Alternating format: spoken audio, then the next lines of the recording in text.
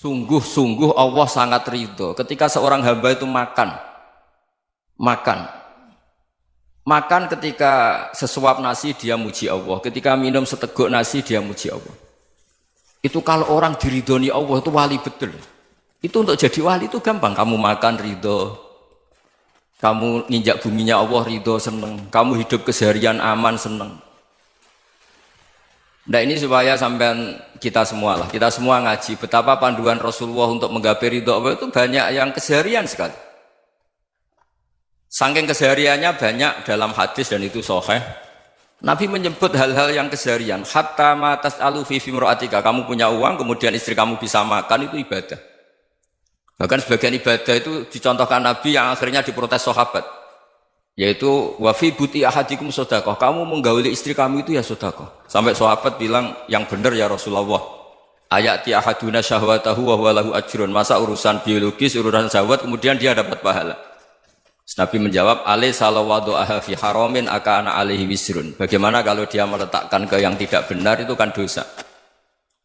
Nah, hal-hal seperti ini yang saya ingin teman-teman semua saya juga agak ingin ngaji demi Anda juga agak ingin. Itu dosa sekali ngaji kok pesanan kelompok tertentu itu enggak boleh. Islam itu untuk semua. Jadi ya cuma karena di depan saya jenengan ya seakan-akan jenengan korbannya. Itu ada ilmunya dalam usul fikih itu. Jadi orang itu harus ngaji usul fikih. Nama yang disebut, mungkin Mas Sufyan masih ingat zaman ngaji usul fikih. Nama yang disebut itu tidak jaminan sebagai prioritas perintah. Jadi misalnya gini, kebetulan yang di depan Nabi itu Abu Dzar.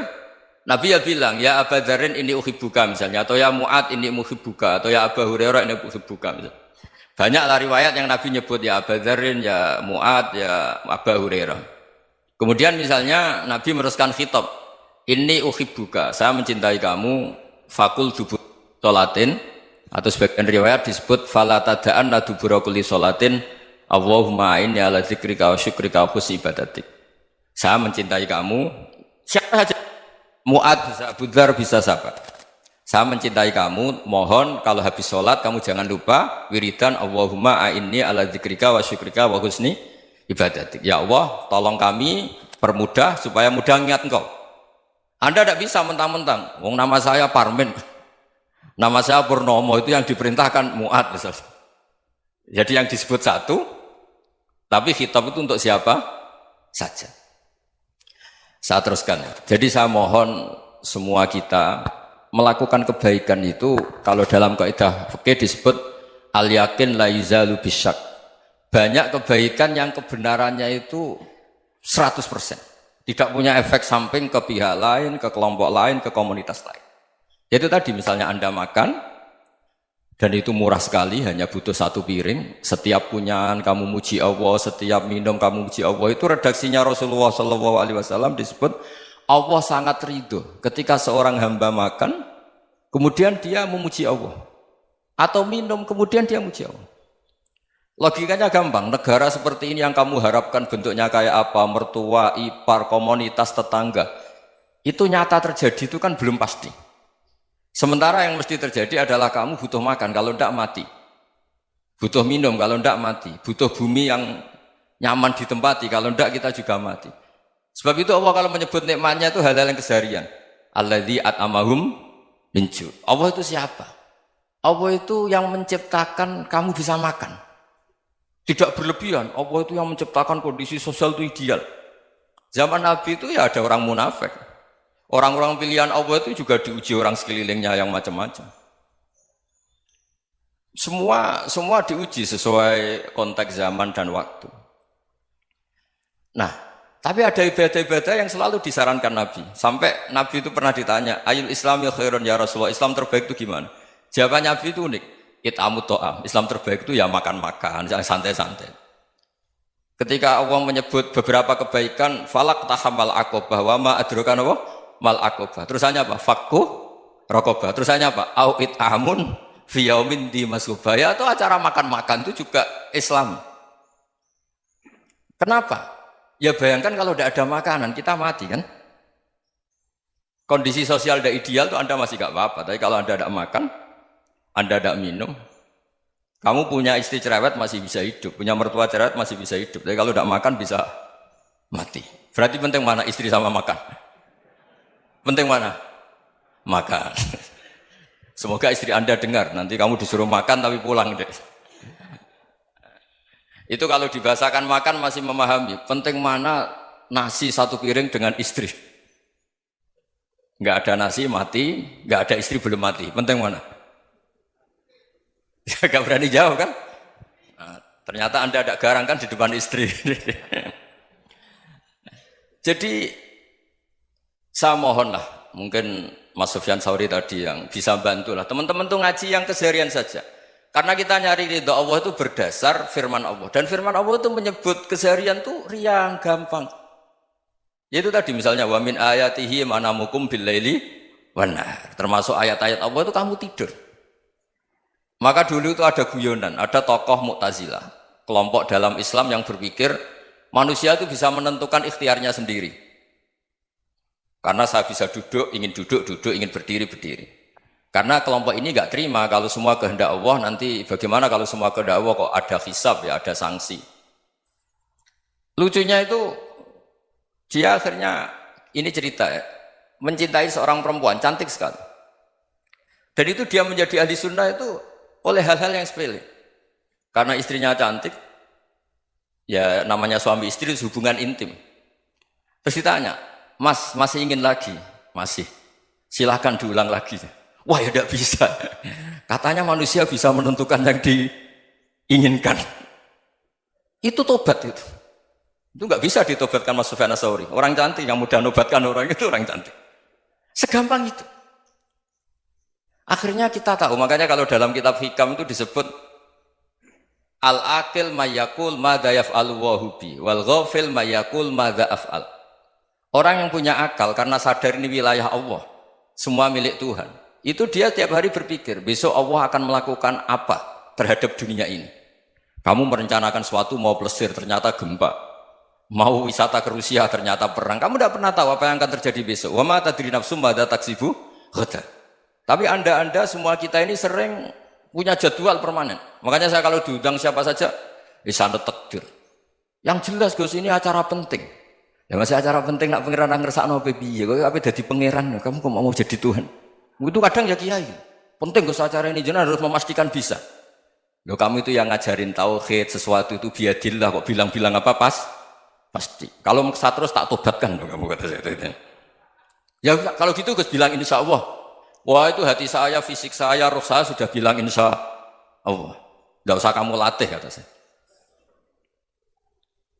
Nah hal-hal tauhid keseharian itu gampang sebetulnya. Wal ghafil yaqulu madza af'al. Tapi orang yang lupa Allah dia setiap hari bilang besok apa? Kita bisa melakukan apa? Seakan-akan dia itu aktor, dia penting, dia subjek permanen, dia. Padahal kita ini hanya objek kehendak Allah Subhanahu wa taala. Karena kita yakin sesuatu yang terjadi di alam raya ini kita tidak bisa apa-apa. Makanya saya sering ngaji, sering bilang saya, ketika Anda mensifati Allah, Dia yang menghidupkan. Sudah itu tanamkan sehingga ketika kita mati santai saja. Kenapa santai? Allah punya cara menghidupkan kita. Zaman kita hidup juga gak tahu caranya ngelola jantung, ngelola paru-paru. Kamu juga gak tahu ngelola oksigen yang tidak beracun, tidak mengandung polusi. Tahu-tahu hidup. Gak ingin tua ya tahu-tahu tua, gak ingin mati tahu-tahu mati. Selama ini kita hidup juga gak tahu apa-apa sebetulnya. Hanya gaya tok, punya jadwal, punya planning. Kalau kamu bisa menentukan pilihan Anda, pasti Anda istrinya cantik, 4 neriman semua, kona'ah semua. Nyatanya enggak kan? Ada 1 jelek, cerewet. Wah itu kan, nyatanya enggak bisa apa-apa Anda kan? Dan kamu bawa mati lagi. Itu kan, istri Anda juga gitu, punya keinginan, punya suami yang ganteng, yang jabat, yang neriman, yang enggak poligami. Ya enggak kesampaian juga. Kalau kita ngitung tingkat kegagalan kita itu gagal terus. Ya kan? Nah, terus ingat Allah, madza yaf'alu wa bi. Orang yang punya akal selalu berpikir Allah itu menghendaki apa terhadap saya. Lalu sama-sama orang melihat orang yang serius. Itu kata Anda itu pemikir berat, serius. Senang punya tokoh yang merengut tuh, karena kamu anggap serius. Tapi sebagian orang anggap orang yang serius itu wong merengut, wong masam, wong muka kok ditekuk.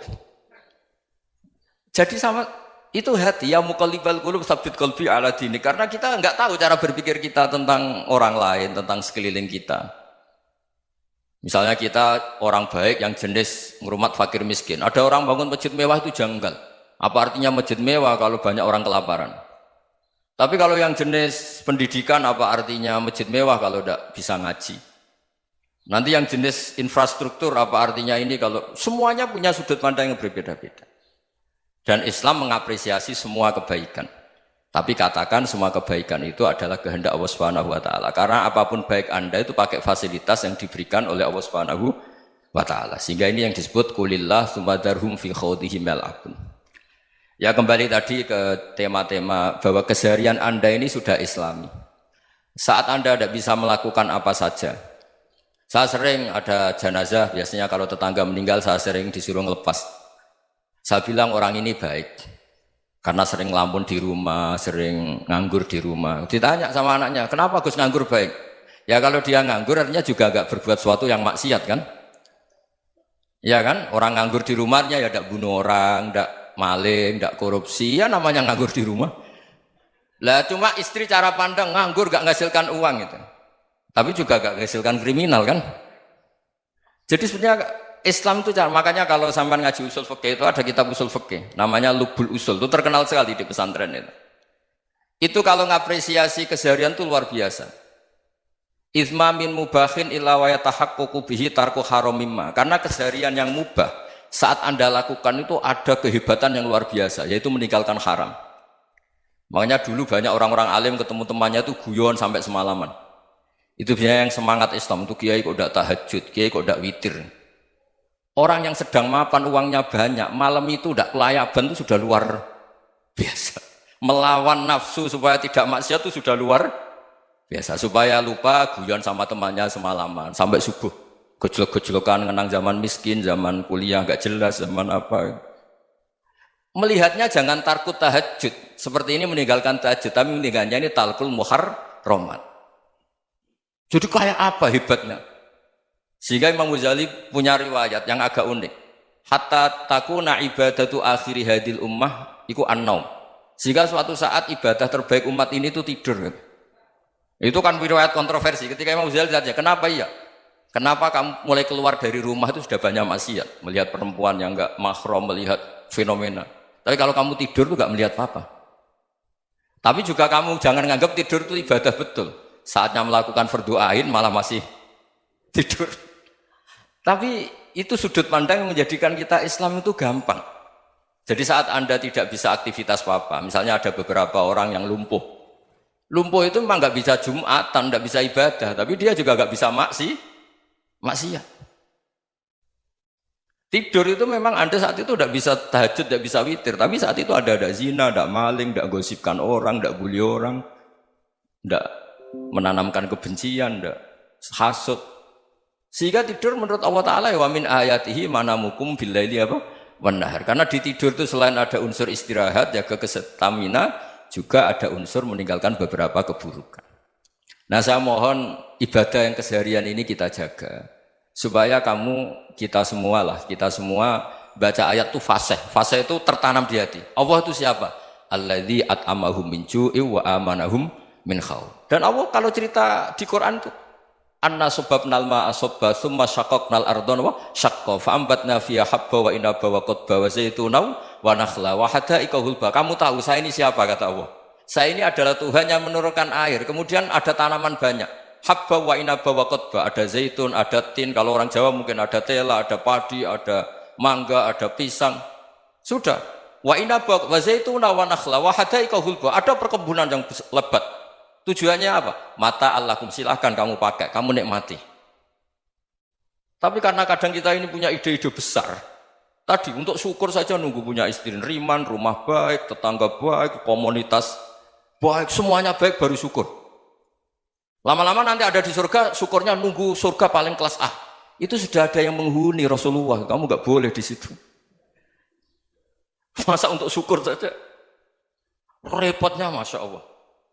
Jadi mohonlah Quran yang kalau Anda hafalkan juz sama itu kan ada ayat-ayat yang kayak tadi. Ya, fal yang dzuril insanu ila ta'ami. Coba lihat Apa yang kamu makan ya? Dari mana? Dan untuk mempertahankan hidup kamu keseharian. Jadi jangan kira ibadah itu harus membentuk komunitas yang versi Anda. Ibadah itu harus hal yang mulu-mulu. Kesehariannya Anda alami. Loh, ini saya tidak bikin-bikin. Saya ngaji bukan karena berdasar pesanan. Itu ayat yang saya baca kan betul ada ayatnya kan. Fal yang dzuril insanu ila tu'ami anna sababnal ma'a sabba thumma syaqqaqnal ardo syaqqa fa ambasna fiha habba wa inaba wa qadba wa zaituna wa nakhla wa hadaiqa ghulba. Terusannya apa? Mata'al lakum, silakan kamu nikmati. Mata itu silakan kamu nikmati. Ya kayak sampean dikasih hidangan ya makan.